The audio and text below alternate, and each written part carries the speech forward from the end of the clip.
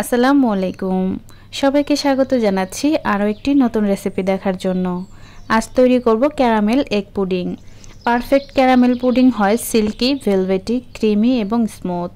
আজকে দেখাচ্ছি ডিটেলসে কিছু টিপস, ট্রিক্স আর কিছু শর্টকাটস, যেগুলো ফলো করলে আপনি খুব সহজেই ক্যারামেল পুডিং তৈরি করতে পারবেন। আর উপকরণও লাগবে 3-4টা, সময় লাগবে 20 থেকে 25 মিনিটের মতো। প্রথমে আমি ক্যারামেলটা বানিয়ে নিচ্ছি। আর এখানে 4 টেবিল পরিমাণ চিনি দিয়েছি আর সামান্য একটু পানি দিয়ে দিচ্ছি, প্রায় 1.5 টেবিল চামচের মতো হবে। চিনিটা গলে গিয়েছে আর এরকম বাবলের মতো হয়েছে। আমি এখানে কোনো ধরনের চামচ ব্যবহার করব না, এভাবে প্যানটা ধরে নাড়িয়ে দিতে হবে। এখানে চামচ ব্যবহার করলে অনেকটা ক্যারামেল কিন্তু চামচের মধ্যেই লেগে যাবে। আর এ পর্যায়ে চুলার আঁচটা লো টু মিডিয়ামে রাখতে হবে। সম্পূর্ণ ক্যারামেলটা তৈরি করতে কিন্তু চুলার আঁচটা কখনোই বাড়াবেন না, তাহলে ক্যারামেলটা ভালো হবে না।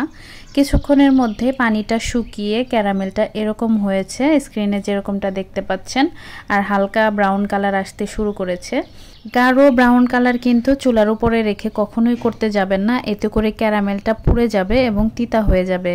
যখন হালকা একটু কালার থাকবে তখনই চুলা থেকে নামিয়ে ফেলতে হবে। প্যানের গরমে বাকি কালারটা চলে আসবে এবং পারফেক্ট হবে। চুলা থেকে নামানোর পর প্যানের গরমে কালারটা কতটা পারফেক্ট হয়েছে দেখে নিশ্চয়ই বুঝতে পারছেন। এখন আমি যে বাটিতে পুডিংটা সেট করব সেটাতে ঢেলে নিয়েছি। এটা ওভেন প্রুফ এবং হিট প্রুফ। আপনারা যে কোনো স্টিলের বাটিতেও পুডিংটা সেট করতে পারেন। এখন আমি এটা একটা সাইডে চাপিয়ে রাখছি এবং পরবর্তী স্টেপে চলে যাচ্ছি। রুমের স্বাভাবিক তাপমাত্রার 2টা ডিম নিয়েছি। আর ডিমগুলো যদি ফ্রিজের হয় তাহলে কমপক্ষে 20 মিনিট আগে বের করে রাখবেন। এরপর 500 ml দুধ জাল করে এখানে 250 ml করে নিয়েছি, সেটা দিয়ে দিচ্ছি। আর দুধটা যেন অবশ্যই ঠান্ডা হয় সেদিকে খেয়াল রাখবেন। মিষ্টির জন্য চিনি দিয়েছি 3 টেবিল চামচ পরিমাণ। আপনি যেমন মিষ্টি খেতে পছন্দ করেন তাই বুঝে এখানে চিনিটা অ্যাড করতে হবে। এখন আমি ব্লেন্ড করে নিচ্ছি। ব্লেন্ড করা হয়ে গিয়েছে। এদিকে যে ক্যারামেলটা সেট হতে দিয়েছিলাম সেটাও সেট হয়ে গিয়েছে। এখন আমি ডিম দুধের মিশ্রণটা এখানে দিয়ে দিচ্ছি। এই কাজটা কিন্তু আপনি হ্যান্ড উইস্ক দিয়ে একটা বাটির মধ্যেও করতে পারবেন। আমি ব্লেন্ডারে করেছি তাই একটু ফেনা টাইপের হয়েছে। আর এটাকে অনেক সময় নিয়ে ব্লেন্ড করা যাবে না, জাস্ট 1 মিনিটের মতো করলেই হবে। এখন আমি একটা টিস্যু দিয়ে উপর থেকে এই ফেনাগুলো সরিয়ে দিচ্ছি।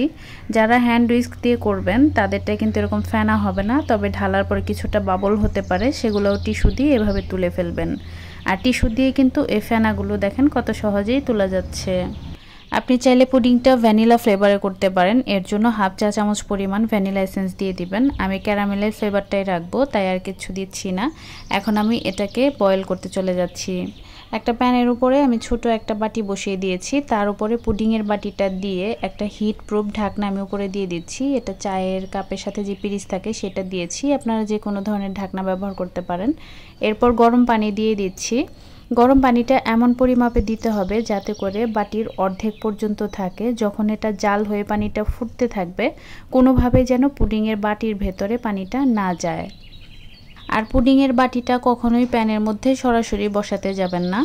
এরপর আমি ঢাকনা দিয়ে ঢেকে রান্না করে নিব 20 থেকে 25 মিনিটের মতো। চুলার আঁচটা থাকবে মিডিয়ামে। আমি 22 মিনিটের মতো কুক করে নিয়েছি। এখন একটু চেক করে দেখব হয়েছে কিনা। যে ঢাকনাটা আপনারা ব্যবহার করবেন এটা কিন্তু খুব গরম থাকবে, তাই একটু সাবধানে তুলবেন। এরপর একটা কাঠি দিয়ে পুডিংয়ের মাঝখানে এভাবে একটু গেঁথে দেখবেন। এটা যদি পুরোপুরি ক্লিন আসে তাহলে বুঝবেন হয়ে গিয়েছে। আর যদি কিছুটা মিশ্রণ লেগে থাকে তাহলে আরও 2-3 মিনিটের জন্য এটাকে রান্না করতে হবে। আমি পুরোপুরি ঠান্ডা করে নিয়েছি আর ফ্রিজে 1 ঘন্টার মতো আমি রেখে দিয়েছিলাম। পুডিংটা কিন্তু একটু ঠান্ডা খেতেই ভালো লাগে। এরপর একটা নাইফের সাহায্যে চারপাশ থেকে আমি ছাড়িয়ে নিব। এটা একদম ভেতরের দিকে নাইফটা ঢুকানোর দরকার নেই, উপর থেকে ছাড়িয়ে নিলেই হবে। এরপর একটা প্লেট দিয়ে এভাবে ফোল্ড করে ঢেলে নিতে হবে। এখন আমি পুডিংয়ের বাটিটা তুলে নিচ্ছি। এটা কিন্তু খুব সহজেই উঠে এসেছে। পুডিংটা কেটে আপনাদের সাথে একটু শেয়ার করছি।